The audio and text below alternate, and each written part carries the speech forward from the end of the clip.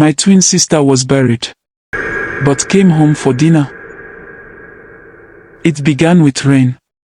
Not the kind that taps gently on zinc rooftops and lulls you to sleep. No, this rain clawed at the windows like it wanted to come inside. It was the kind of rain that made the elders of Agbede say, "The spirits are weeping."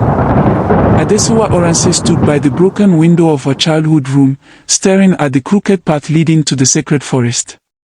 The same forest where her twin sister, Ehimwenma, had drowned. Or so they said.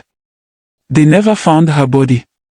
Just her red wrapper floating on the riverbank, and her left anklet tangled in reeds like a memory refusing to let go. That was 2 weeks ago. Now, Adesuwa was home.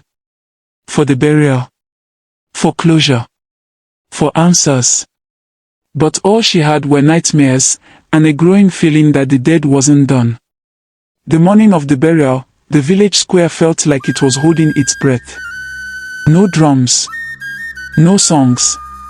Only mutters from old women tying red threads around their wrists and refusing to look at Adesuwa's face.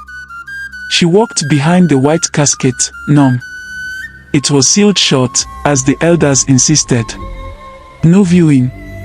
No final kiss goodbye. Just sand and chants and a shovel that sounded like betrayal each time it hit the earth. She didn't cry. Not because it didn't hurt, but because something in her refused to believe her sister was gone. When she returned home, the air inside the house was too still. "Mama," she called. No answer. She followed the scent of burnt herbs to the backyard and froze. There, her mother knelt, whispering toward an empty calabash set under the mango tree. "Mama," she asked again, louder. Mama Omolua turned slowly. Her eyes were red, not from crying, but from smoke or something else. She stood and dusted her wrapper. "You should rest, Adesuwa," her mother said softly. "Your body is here, but your spirit is tired." That night, Adesuwa dreamed. In the dream, Ehimwenma stood at the foot of her bed, soaked to the skin, her hair dripping, her eyes hollow. "I didn't die," she whispered. They lied. Adesuwa woke up screaming. Her bedsheet was damp, and her feet were muddy. 2 days later, the rain returned. Heavy, angry. The sky cracked open like a curse, and the wind howled through the trees like it remembered something it shouldn't. Adesuwa and her mother sat at the dinner table in silence. A bowl of egusi steamed between them. Fufu. Dry fish. Kuli on the side. Thunder boomed. The front door creaked. They hadn't invited anyone. Then came the knock. Once. Twice. 3 slow, patient thuds. Her mother didn't move. Her hands trembled. Adesuwa stood up slowly and opened the door, and dropped the bowl in her hands. There, standing on the porch, in a white wrapper soaked through with rain, was Ehimwenma. Alive. Or something like it. Same face. Same mole above the lip. Same bracelet made from coral stones. Adesuwa backed away, heart thundering. "Mama," she cried. Mama Omolua didn't scream. She only whispered, "She's come back hungry." Ehimwenma stepped inside. Her feet made no sound. Her wrapper left no puddle. She sat at the table, picked up a spoon, and began to eat. The next day Adesuwa confides in Osoro, her childhood friend, now a teacher in the village. She told him about the dinner incident. Osoro didn't believe her at first. "You're grieving," he said, holding her hand in the backyard as the evening breeze hummed with ghost songs. "It's normal to see things." But Adesuwa's hand was cold, and her voice was trembling.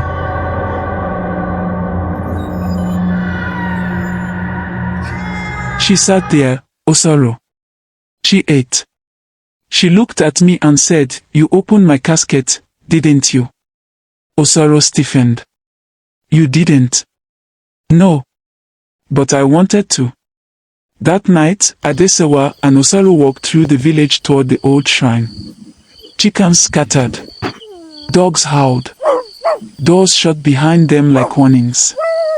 They found Itken, the blind seer, surrounded by white chalk drawings and burning leaves. He didn't need to be told why they came. "She's not your sister anymore," he rasped. "Not fully." Adesuwa felt her knees weaken. "What is she?" Itken tilted his head. "A twin is not just born. A twin is shared. Your mother borrowed her from the river. When one is taken wrongly, the other must return or be taken instead." Adesuwa whispered, "I'm the one she wants." Itken nodded. "You have until the red moon. Then, your breath will no longer be your own." Things worsened. Adesuwa began waking up with bruises she couldn't explain. Her hair started falling out in strands. Her mirror reflection smiled even when she didn't. She couldn't sleep. Couldn't eat. Ihimwema appeared more often, sometimes standing by the mango tree at night, sometimes humming their childhood song in the kitchen. The neighbors started avoiding her. And then she found it. A torn diary hidden beneath Ihimwema's mattress. Pages soaked in tears. And secrets. Ihimwema had been pregnant. The father, Chief Oseyonde. The same man who offered sacrifices to the river every year. The same man who stood silently at her funeral, refusing to look Adesuwa in the eye. The diary spoke of threats. Of shame. Of a plan to expose him. And then, silence. Adesuwa confronted her mother, her voice shaking. "Mama, she didn't drown. They killed her." Her mother broke. Years of guilt poured from her like floodwater. "They said, if I didn't agree, they'd take you instead." Adesuwa sank to the floor. Betrayal curled around her like a snake. That night, she made a choice. She would not wait to be taken. Under the blood-red moon, Adesuwa and Osaro returned to the river. Ihimwema was already waiting. "Why are you doing this?" Adesuwa asked, tears in her eyes. Her sister's voice was soft. "I loved you more than anyone. But the living betrayed me. Now the dead is my family." She lunged. A struggle. Water crashing. Wind screaming.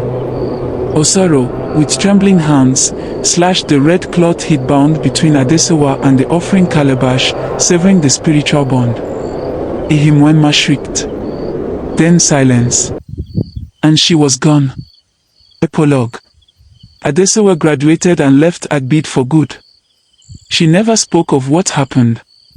But every year, on the night rain first falls and the air smells of river mud, she sets a plate at dinner.